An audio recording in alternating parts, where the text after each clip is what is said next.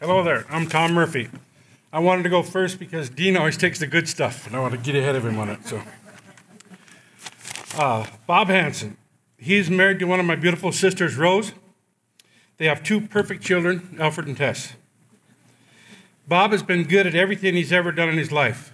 A husband, a father, a grandpa, a steer wrestler, team roper, football player, pickup man, or a friend. He's qualified for the circuit finals more times I think there's been a circuit finals. He has won awards in the steer wrestling, team roping, all-around titles, and horse of the year. Bob has promoted rodeo over 40 years of his life. I think he's helped more youth get started than anyone I know of in North Dakota. If you weren't roping very good or bulldogging very good, you'd go out to spend the weekend with Bob. He would share his practice cattle with you. He'd let you ride your horses. He would share his knowledge and wisdom. And by the time you left, you were usually roping or bulldogging a little bit better and probably felt a little better about yourself. The only failure we know of to this date is Terry Sellin. But when we were working with Bob, he always gives you that warm, fuzzy feeling. And maybe not really, but Bob reminded me of a horse he used to have, an old bulldogging horse named Blue. He was one of the best horses I've ever ridden. And he ran so hard that when he'd run, he'd bend the shoes on his feet. And they were still on his feet, he'd bend the shoes. But if you walked up to him afterwards and went to slap him on the neck, he might just knock you down. So you had to be a little careful. But he was always business and always no nonsense. You know, that's the way he was. And he reminded me a lot of Bob when I rode him. When Alfred was little, he'd come in, he'd get in a little tiff in school or something, and he'd say, "My dad's tougher than your dad." Everybody go, "Well, yeah." No, the North Dakota Rodeo Cowboy Association Hall of Fame is such a great organization. I'm very proud to be part of it. If a young man or young woman would be looking for a role model or somebody to look up to, they could read Bob's resume and find that person. Bob's more qualified for this award than I think anybody I know. And Bob Hansen could be a cowboy in anybody's corral. Thank you.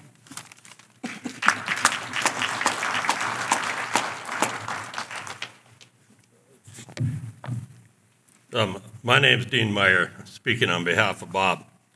You know, everybody can get a chance to go through those books over there, and you'll see all the accomplishments. Tom mentioned all the trips to the circuit finals, the NDRA finals, buckles and saddles. So I'm going to just talk a little bit about Bob himself. You know, as I've told people before when I've spoken, that all I ever wanted to be in my life was a cowboy. And I guess if you wanted to be a cowboy, a good one to try to model yourself after would be Bob Hansen. You people have all seen or witnessed Bob over the years in the arena and outside the arena, and you've seen the buckles and saddles he's won, and you've heard about all his championships, but I've had an opportunity to work outside the arena with him more than that. I've seen the dedication he has to his family, something that Tom mentioned. I've seen the work he puts into being a champion. I watched over the years when he was breaking colts and training rope horses for people, and I think he had to ride every bad damn horse in western North Dakota over the period of those years, and I know because I took some of them to him. And we live right next to Bob, and on days when you think it's too cold or too windy to rope, you look over at Hansen's and there'd be a dozen horses tied up, and Bob and Alfred and Tess would be heading for the practice pen when everybody else was having a cup of coffee or a cold beer. It was never too cold or bad for them to have to practice and work on training horses. You can really see when you watch Bob that champions aren't born, they're made. They're made of determination and hard work, and Bob exemplifies that. When we were producing rodeos, Bob would pull in with that old bumper pole trailer, and you'd see him heading for the entry office, and you'd know that in that trailer are probably the best horses and the best cowboys you're going to see at the rodeo. And you could pretty much guarantee that whether it was your sister or your wife or your mother writing checks after the rodeo, that the guys that were in that pickup with Bob would be over there picking up checks when they left. When you think of horsemen in North Dakota, Bob has to be considered one of the best. He's raised and trained some of the best in the United States. He's sold horses to world champions. His head in horses like Drew and Syndicate, Rattler, Trigger, Cat, and others, and many more are known by ropers all over the roping world. Less known were the pickup horses and the ranch horses that he trained, some of them that we had, horses like Alfred and Deuce. When Bob brought a horse up to the ranch and said we could go to the river on that horse, you could be pretty sure that you could go to the river and you'd be safe, and if you had ran across something you had to really do, you were mounted enough to do it. With M.G. Olson, along with M.G., Bob Hansen brought some of the top bloodlines in the world to North Dakota. Horses that had speed and cow. Horses that wanted to learn. That legacy will outlast all of us here. He was more than a good cowboy all his life. He's been a good man. I can't imagine a Hall of Fame in North Dakota without Bob Hansen in it. Thank you. Can I tell one quick story? I got to tell one quick story that I didn't have written down because Tom made me think of it when he, and I don't know, really should get you in the Cowboy Hall of Fame, but one time we were at a dance at the sheep shed on the west side of town. It's not there anymore. It was a wedding dance. And this was when Bob was quite a lot younger. And he was carrying a tray of drinks across the floor, kind of cutting across the dance floor, and somebody bumped into him and got a little drink spilled on their shirt. So they were going to fight Bob right there on the dance floor. The guy kind of took a run at Bob. Bob knocked him down.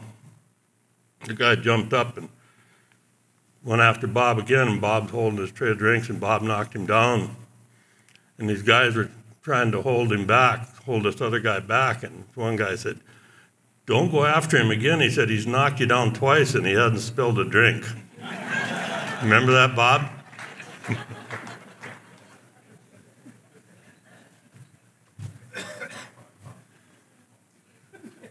Al Knutson, a friend of Bob's, not a cowboy. I grew up on a farm and ranch, but I spent my whole career in coaching and in education. And looking at this award, the thing I look at Bob's, first time I met him, I thought, you can't be that athletic, that big, and that tough. I was wrong on all of them. He was the most athletic, big, tough guy I've ever ran into, and had the fortunate opportunity to be around him quite a bit. His competitiveness shocked me. I've seen many athletes in many different state events across the country. I haven't seen that kind of competitiveness. You could be late in a contest or whatever. He was just as tough at the end as he was at the beginning. His word always meant exactly what he said, whether it was in competition or just having fun. I did get finagled into one situation. I was a sophomore in college. I hadn't ridden a horse in 7 years. I got asked to, come on and help with the roundup. Well, I said, I haven't ridden much, so how long is this going to be? Oh, it's not that bad. Well, we got out there early in the morning. I don't know how long you can stand up in stirrups, but I think about 4 or 5 hours is about how long I stood up, and I couldn't sit down for the longest time. But Bob is just a tremendous cowboy. I just enjoy when I stop in, and the story Dean told about, I think we were sitting at a bar having a beer. And I said, how can Bob's horses be worth that much money? He said, well, look outside. It's snowing. I said, yeah. He said, well, look where we're at. He's out there training his horses. So again, I hope you consider Bob for this induction.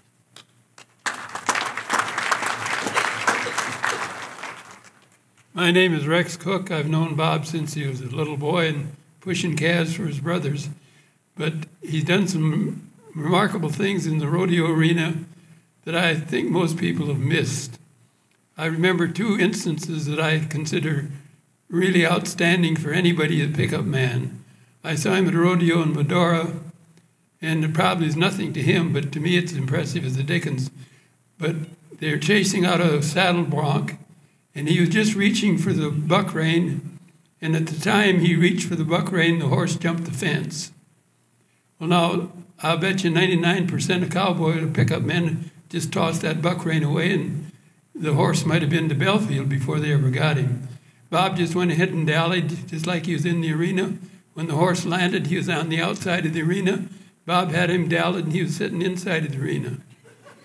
And all they had to do was run around there, take the horse back through the gate, and keep on going to the rodeo. The other thing I saw one time, and I would bet that maybe I'm the only one that ever saw that, but a rodeo in Dickinson, he was hazing for a steer wrestler, and I don't remember who the steer wrestler was. But as the steer wrestler scored the steer, and as he reached for the steer, he committed himself, and he was on the way to the steer. At the moment he did that, the steer veered off to the right. This all happened within hundredths of a second. As he reached the steer moved to the right, and the steer wrestler was going to hit the ground. At that instant, Bob bumped the steer with his horse, and when the steer wrestler dropped, he dropped right on that steer. And I bet you nobody saw that. It happened so fast and so quick. But he has a good ability, and I hope he gets inducted into the Cowboy Hall of Fame. Thank you.